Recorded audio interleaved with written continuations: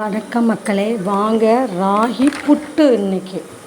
அதுக்கு இந்த ராகி மாவு, வெறும் ராகி மாவு எடுத்து கொஞ்சமாக உப்பு போட்டு தண்ணி தெளித்து இந்த இப்படி வர்ற மாதிரி பதத்துக்கு நல்லா பிசைஞ்சிடணும்.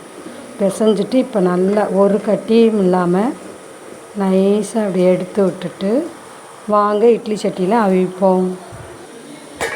இட்லி சட்டி எடுத்து அடுப்பில் வச்சுட்டேன். இப்படி எல்லா பக்கமும் போட்டு வேக வச்சு எடுத்து சாப்பிட வேண்டியதான்.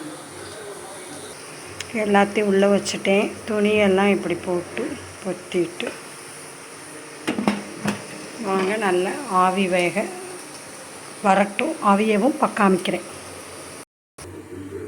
வாங்க 10 நிமிஷம் ஆயிடுச்சு. வெந்துருச்சு, ஒன்றுமே ஒட்டலை. வாங்க இதை ஒரு பாக்ஸில் எடுத்து வச்சுட்டு சாப்பிடலாம். புட்டு சூப்பராக வெந்துருச்சு. புட்டு வச்சு தேங்காய் பூ, பால் கொஞ்சம் ஊற்றி ஜீனி அல்லது சர்க்கரை தூள் போட்டு சாப்பிடலாம். நீங்களும் ட்ரை பண்ணுங்கள் ராகி புட்டு.